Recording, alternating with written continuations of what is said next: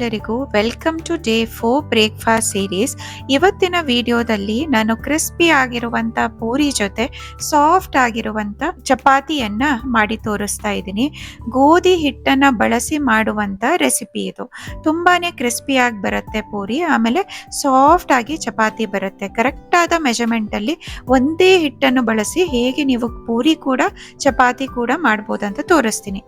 2.5 ಗ್ಲಾಸಿನಷ್ಟು ಗೋಧಿ ಹಿಟ್ಟನ್ನ ಇಲ್ಲಿ ತಕೊಂಡಿದ್ದೀನಿ. ಇದಕ್ಕೆ ನಾವು ಸ್ವಲ್ಪ ಉಪ್ಪನ್ನ ಹಾಕೊಳ್ಬೇಕು. ರುಚಿಗೆ ತಕ್ಕಷ್ಟು ಉಪ್ಪನ್ನ ಹಾಕೊಂಡು ಈ ತರ ಮಿಕ್ಸ್ ಮಾಡ್ಕೊಳ್ಳಿ. 2.5 ಗ್ಲಾಸ್ ಇದು ಗೋಧಿ ಹಿಟ್ಟಿಗೆ 1/4 ಗ್ಲಾಸಿನಷ್ಟು ನೀರನ್ನ ಹಾಕೊಳ್ಬೇಕು. ಅದಕ್ಕಿಂತ ಒಂಚೂರು ಕಮ್ಮಿ, 1.5 ಗ್ಲಾಸ್ಗಿಂತ ಸ್ವಲ್ಪ ಕಮ್ಮಿ ಹಾಕೊಳ್ಳಿ. ಆಮೇಲೆ ಇದನ್ನ ಈ ತರ ಚೆನ್ನಾಗಿ ಮಿಕ್ಸ್ ಮಾಡ್ಕೋಬೇಕು. ಯಾವಾಗ್ಲೂ ಮೆಜರ್ಮೆಂಟ್ ಹೇಗಂದ್ರೆ 1 ಗ್ಲಾಸ್ ನೀವು ಗೋಧಿ ಹಿಟ್ಟು ತಕೊಂಡ್ರೆ ಅದರ ಅರ್ಧದಷ್ಟು ನೀರು ಹಾಕ್ಬೇಕು. ನಾನಿಲ್ಲಿ 2.5 ಗ್ಲಾಸಿನಷ್ಟು ಗೋಧಿ ಹಿಟ್ಟು ತಕೊಂಡಿರೋದ್ರಿಂದ 1/4 ಗ್ಲಾಸಿನಷ್ಟು ನೀರನ್ನ ಹಾಕೊಂಡಿದ್ದೀನಿ. ಅದಕ್ಕಿಂತ ಒಂಚೂರು ಕಮ್ಮಿ ಹಾಕೊಂಡಿದ್ದೀನಿ. ಯಾಕಂದ್ರೆ 1/4 ಗ್ಲಾಸ್ ಹಾಕಿದ್ರೆ ಸ್ವಲ್ಪ ಜಾಸ್ತಿ ಸಾಫ್ಟ್ ಆಗುತ್ತೆ ಹಿಟ್ಟು. ನೀವು 1/4ಗಿಂತ ಒಂಚೂರು ಕಮ್ಮಿ ತಕೊಂಡ್ರೆ ಸರಿಯಾಗಿ ಕರೆಕ್ಟ್ ಆಗಿ ಗೋಧಿ ಹಿಟ್ಟು ಮಾಡ್ಕೊಳ್ಳಿಕ್ಕೆ ಚೆನ್ನಾಗಿರುತ್ತೆ ಚಪಾತಿ ಹಿಟ್ಟು. ಇದನ್ನ ನೋಡಿ ಈ ತರ ಚೆನ್ನಾಗಿ ನಾದ್ಕೋಬೇಕು. 2-3 ನಿಮಿಷ ಚೆನ್ನಾಗಿ ಇದನ್ನ ನಾದ್ಕೊಳ್ತಾ ಇದ್ದೀನಿ. ಇದನ್ನ ನಾದ್ಕೊಂಡಾದ್ಮೇಲೆ ಏನ್ ಮಾಡ್ಬೇಕಂದ್ರೆ ಒಂದು ಹದ ಬರುತ್ತೆ.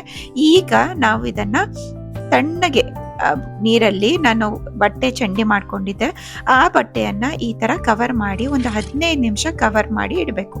ಇದು ಯಾಕೆ ಕವರ್ ಮಾಡ್ಬೇಕಂದ್ರೆ ಈ ತರ ಕವರ್ ಮಾಡೋದ್ರಿಂದ ಹಿಟ್ಟು ತುಂಬಾನೇ ಸಾಫ್ಟ್ ಆಗಿ ಬರುತ್ತೆ. ನೋಡಿ ಎಷ್ಟು ಸಾಫ್ಟ್ ಆಗಿ ಬಂದಿದೆ ಅಂದ್ರೆ ಅಷ್ಟು ಸಾಫ್ಟ್ ಆಗಿದೆ. ನೋಡಿ ಮುಟ್ಟಿ ತೋರಿಸ್ತಾ ಇದ್ದೀನಿ, ಅಷ್ಟು ಸಾಫ್ಟ್ ಆಗಿದೆ ಹಿಟ್ಟು.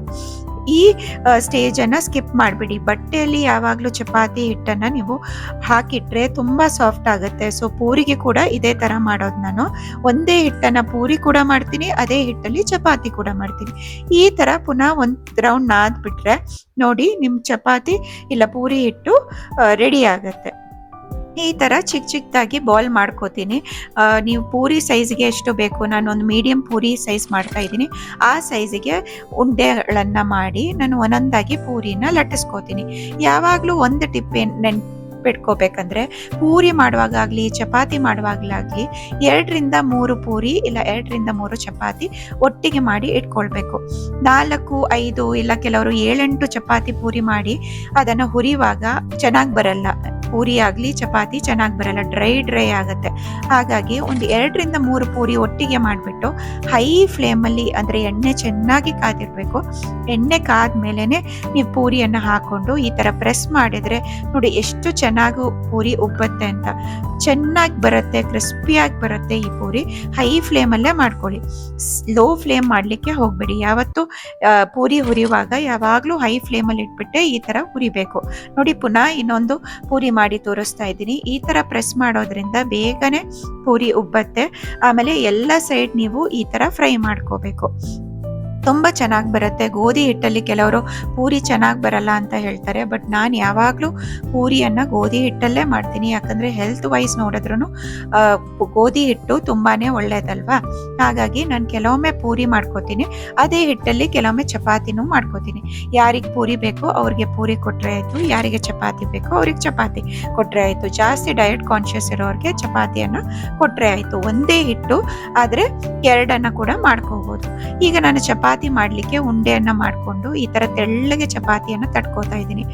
ಇದನ್ನ ನಾವು ಪೌಡರ್ ಹಾಕ್ತಾ ಇರ್ಬೇಕು, ಅಂದ್ರೆ ಗೋಧಿ ಹಿಟ್ಟನ್ನ ಹಾಕಿ ಮಾಡ್ಬೇಕು. ಯಾಕಂದ್ರೆ ಚಪಾತಿ ಇಲ್ಲ ಅಂದ್ರೆ ಕಲ್ಲಿಗೆ ಅಂಟು ಬಿಡತ್ತೆ. ಈ ತರ ಮಾಡ್ಕೊಂಡ್ರೆ ಎಷ್ಟು ಈಸಿಯಾಗಿ ಸಾಫ್ಟ್ ಆಗಿರುವಂತ ಚಪಾತಿ ಮಾಡ್ಕೋಬಹುದು.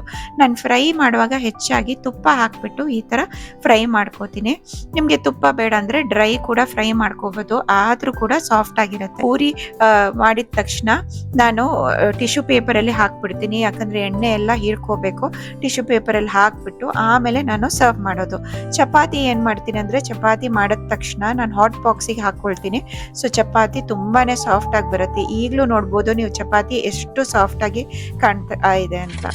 ಈ ಚಪಾತಿ ಪೂರಿಗೆ ನಾನಿಲ್ಲಿ ಚೆನ್ನ ಮಸಾಲ ಅಂದ್ರೆ ಚೋಲೆ ಮಸಾಲ ಕೂಡ ಹೇಳ್ತಾರೆ, ಅದನ್ನ ಹೇಗೆ ಮಾಡೋದು ಅಂತ ತೋರಿಸ್ತೀನಿ. ಈ ಚೆನ್ನ ಮಸಾಲೆಗೆ ನಾನು ಒಂದು ಇಡೀ ಟೊಮೆಟೊ, ದೊಡ್ಡದಾಗಿರುವಂತ ಟೊಮೆಟೊನ ಕಟ್ ಮಾಡಿ ಹಾಕಿದ್ದೀನಿ. ಆಮೇಲೆ 2 ಈರುಳ್ಳಿ, ಚಿಕ್ಕ ಈರುಳ್ಳಿಯನ್ನ 2 ಕಟ್ ಮಾಡಿ ಹಾಕಿದ್ದೀನಿ. ಆಮೇಲೆ ಹಸಿಮೆಣಸಿನಕಾಯಿ 2 ಹಾಕೊಂಡಿದ್ದೀನಿ. ಆಮೇಲೆ ಬೆಳ್ಳುಳ್ಳಿ ಒಂದು 8 ರಿಂದ 10, 1 ಇಂಚಿನಷ್ಟು ಶುಂಠಿಯನ್ನ ಹಾಕೊಳ್ಳಿ. ಆಮೇಲೆ ಪೌಡರ್ಗಳು ಏನೆಲ್ಲ ಹಾಕ್ಬೇಕಂದ್ರೆ 1/4 ಟೀ ಸ್ಪೂನ್ನಷ್ಟು ಅರಿಶಿನ powder, 1 table spoon chilli powder, 1 table spoon ಕೊತ್ತಂಬರಿ ಪೌಡರು, ಆಮೇಲೆ ಜೀರಾ ಪೌಡ್ರು ಅರ್ಧ ಟೇಬಲ್ ಸ್ಪೂನ್ನಷ್ಟು, ಚೋಲೆ ಮಸಾಲೆ ಅಂತ ಸಿಗತ್ತೆ ಅದನ್ನ 1/2 ಟೇಬಲ್ ಸ್ಪೂನ್ನಷ್ಟು ಹಾಕೊಂಡಿದ್ದೀನಿ. ರುಚಿಗೆ ತಕ್ಕಷ್ಟು ಉಪ್ಪು, ಆಮೇಲೆ ಸಕ್ಕರೆ ಒಂದು ಅರ್ಧ ಟೇಬಲ್ ಸ್ಪೂನ್ನಷ್ಟು ಸಕ್ಕರೆ ಹಾಕಿ, ಅರ್ಧ ಟೇಬಲ್ ಸ್ಪೂನ್ನಷ್ಟು ಕಸೂರಿ ಮೇಥಿಯನ್ನ ಹಾಕೊಂಡಿದ್ದೀನಿ. ಇದಕ್ಕೆ ನೀರು ಹಾಕಿ ಚೆನ್ನಾಗಿ ಗ್ರೈಂಡ್ ಮಾಡ್ಕೋಬೇಕು. ಈ ತರ ಎಲ್ಲ ಮಸಾಲೆಯನ್ನ ಮಿಕ್ಸಿಯಲ್ಲಿ ಹಾಕೊಂಡು ಒಂದೇ ಕುಕ್ಕರಲ್ಲಿ ನೀವು ಮಾಡೋ ರೆಸಿಪಿ ಇದು. ತುಂಬಾ ಈಸಿಯಾಗಿ ಮಾಡ್ಕೋಬಹುದು. ಈ ಕುಕ್ಕರಲ್ಲಿ ಈಗ ನಾನು ಬೇ ಲೀಫ್ ಅಂತ ಹೇಳ್ತೀವಲ್ಲ ಅದನ್ನ 2 ಹಾಕೊಂಡಿದ್ದೀನಿ. ಆಮೇಲೆ ಲವಂಗ 2 ಏಲಕ್ಕಿ, 10 ಪೆಪ್ಪರ್ ಅನ್ನ ಹಾಕೊಂಡಿದ್ದೀನಿ, ಕಾಳುಮೆಣಸು, ಆಮೇಲೆ 1/4 ಟೇಬಲ್ ಸ್ಪೂನ್ ಅಷ್ಟು ಶಾಹಿ ಜೀರನ್ನ ಹಾಕೊಂಡು ನಾವಿದಕ್ಕೆ ಮಸಾಲೆ ಗ್ರೈಂಡ್ ಮಾಡಿಟ್ಟಿದ್ದೇವಲ್ಲ ಅದನ್ನ ಹಾಕೊಳ್ಬೇಕು.